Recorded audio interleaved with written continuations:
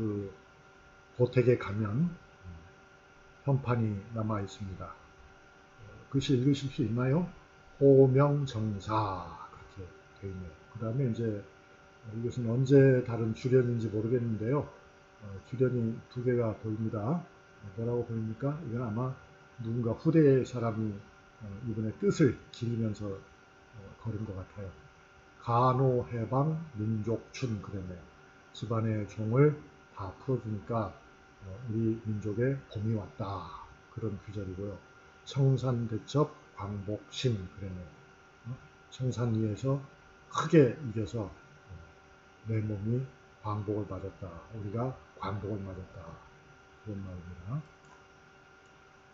그 호명학교를 바탕으로 해서 나중에는 갈산 공립보통학교가 만들어지죠. 그래서 제1회 졸업사진이 보이네요. 이건 물론 일제시대 일입니다. 그 다음에 또 그 호명학교가 있던 자리에 그 전통을 이어서 오늘날에는 갈산 중고교가 있다. 이렇게 봐도 과언이 아니죠. 김좌진 장군의 생가터에서 매우 가깝습니다. 다 가보셨을 테지만 혹시 너무 바빠서 못 가신 분들은 갈산에 가실 기회가 있을 적에 꼭 한번 들러보시기 바랍니다.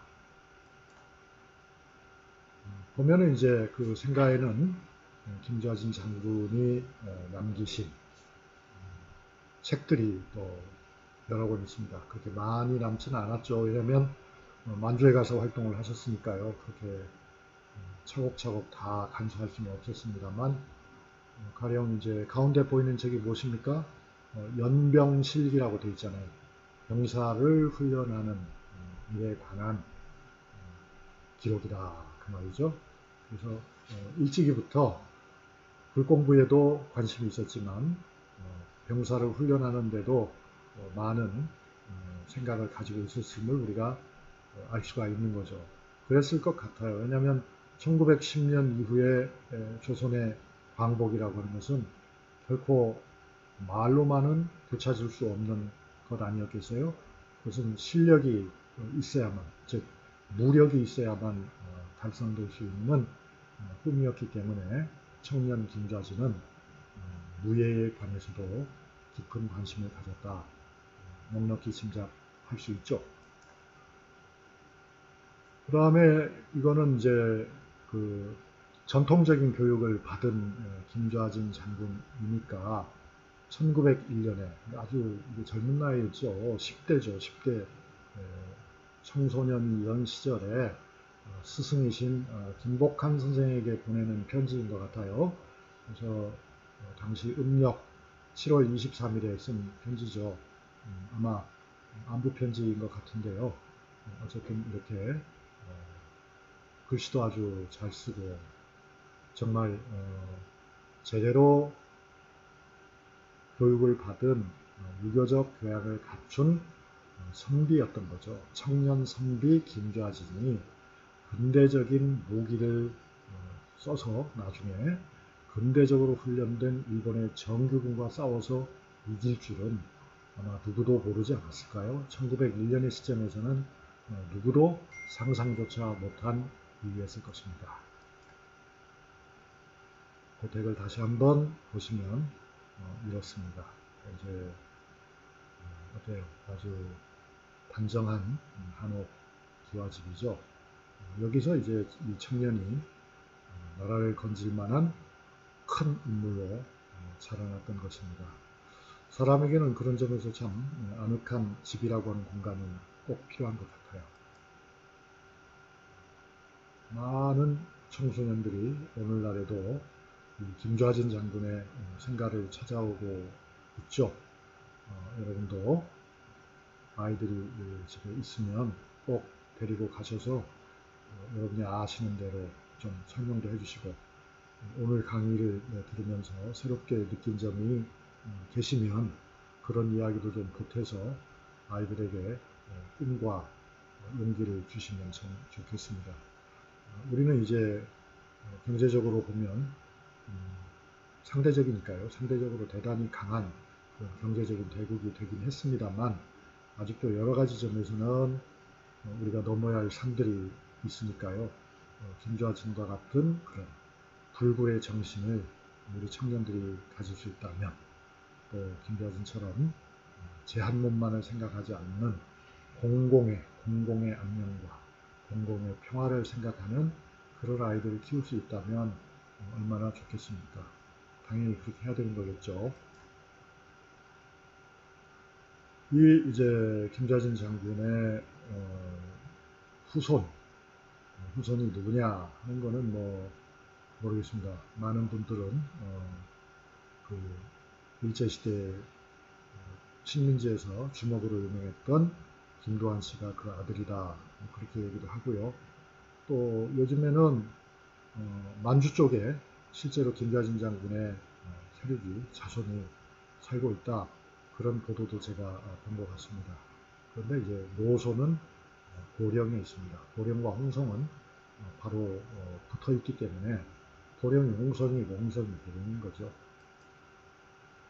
봄철에 가보면 또 이런 아름다운 풍경이 있습니다. 참 좋은 곳인데요. 여기는 우물도 보이고 있네요. 그래서 이 김좌진의 생가는 김좌진 한 사람의 생가라고 우리가 생각할 일은 아니고요. 다른 유적지도 마찬가지입니다. 그들은 이미 한 집안의 할아버지를 넘어서서 우리 모두의 공동의 선조가 되었다. 그래서 우리가 애국 선열이라는 말을 쓰잖아요. 그분들은 우리에게 오늘 우리가 살고 있는 이 나라를 만들어 주신, 선물로 주신 그런 분들이기 때문에 어느 한 집안의 조상이라고 생각하면 안 된다. 그래서 김좌진 선생의 고택 또는 생가를 갈 때는 이거야 뭐 안동김씨 집이지 우리하고는 상관없어, 이렇게 생각하시면 안 되고, 우리 할아버지 김좌진의 몸과 마음이 자라난 그런 곳이다. 그래서 이것은 우리의 집이다, 이런 생각을 갖는 것도 필요합니다. 그러니까 사실 이런 집들을 수리하고 보존하는데 국가에서 예산을 쓰는 거잖아요. 그게 만약에 어느 한 개인의 집이면 그게 무슨 의미가 있겠습니까? 그래서 그분들은 이미 한 개인이 아니라 그것은 우리의 혼이다, 우리 모두의 공동의 조상이 되어있다 하는 것을 또 여러분이 아이들과 함께 이야기하실 수 있으면 그것도 또 좋은 교육이 될 것 같아요. 장독대까지도 보이는군요. 그리고 보시다시피 이제 이렇게 음악극도 김좌진을 모토로 해서 백야라고 하는 음악극, 악극이죠. 악극도 만들어진 적이 있어요. 또 그 백야사라고는 사랑도 당연히 있죠. 이 사랑도 한번 참배할 수 있으면 참 좋겠어요. 자, 이제 거기까지 말씀드림으로써 청산리 대첩 이전의 김좌진을 대강 우리가 정리할 수 있는 것 같습니다. 아주 어린 시절부터 뜻이 남달랐다.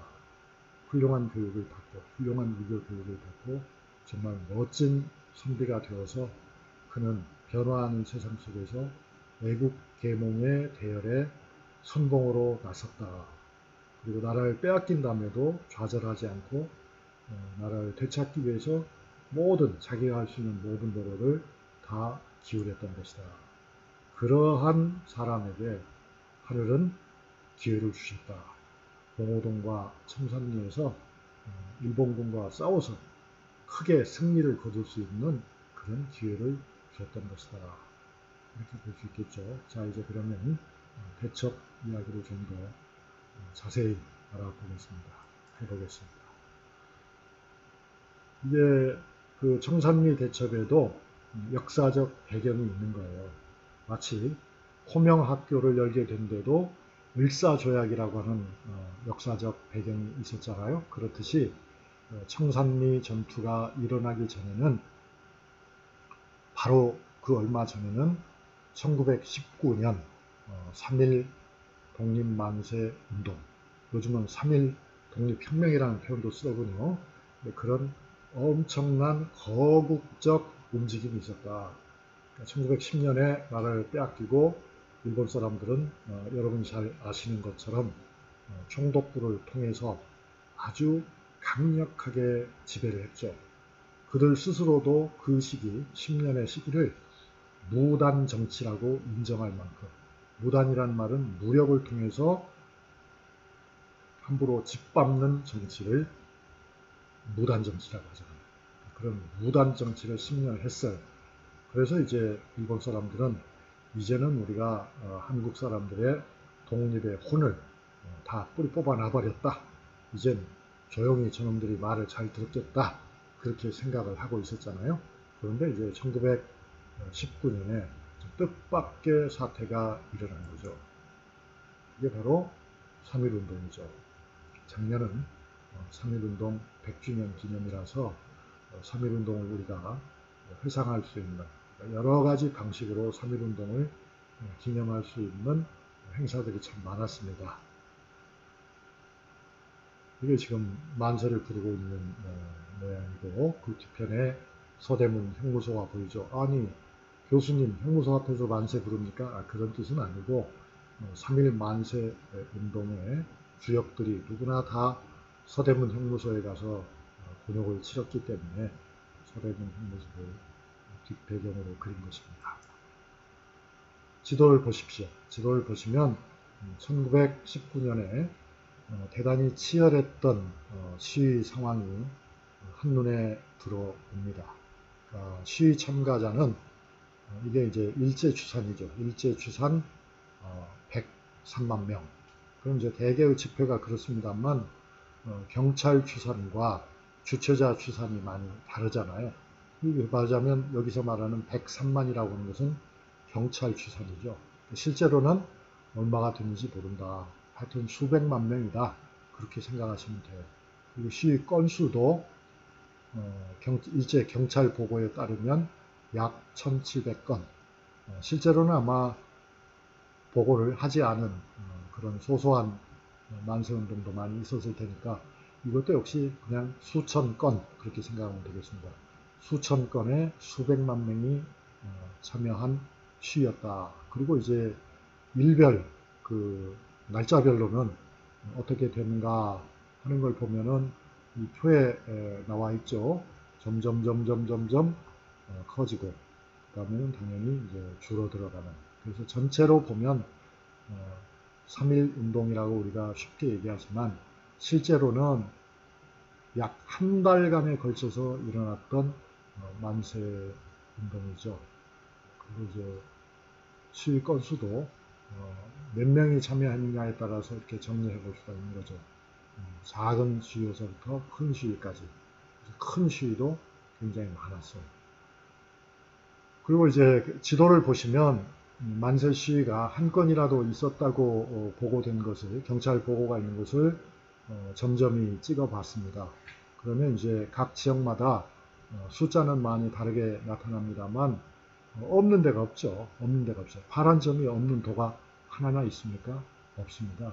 그래서 전국적으로 일어난 운동이고 특히 이제 숫자로 보면 서울, 경기도, 그 다음에 부산 중심으로 많이 일어났고요. 충청도에서도 많은 운동이 일어났습니다. 그것은 이제 이 지역이 대체로 일본인들이 많이 진출해가지고 일본 사람들과 직접 이해관계가 충돌되는 그런 시민들이 많았기 때문에 특히 많은 시위 활동이 전개됐다. 그렇게 볼 수도 있겠죠. 그래서 이제 경기도 397건, 충청도 201건, 이렇게 쭉 나옵니다. 거기에 보면 이제 인구가 상대적으로 적은 강원도는 좀 적고요. 전라도 같은 경우는 여기 좀 적게 나타나 있는데 그것은 아마 이에 앞서서 1894년에 갑오 동학 농민 혁명에서 전라도가 가장 주역이 되었잖아요. 그래서 너무나 많은 피해를 냈었기 때문에 아마 이때는 좀 주춤했던 것 같습니다. 그리고 이제 인구 대비 아주 그 운동이 활발했던 지역은 평안도 지역인 것 같아요. 평안도는 인구는 적지만 260건이 발생했다. 이거는 이제 평안도에 그 당시에는 이제 만세운동에서 평안도는 기독교가 중심이 됐고 신식 학교들이 중심이 됐잖아요. 그 지점에서 이제 평안도에 특별한 점이 있다 이렇게 볼 수도 있죠.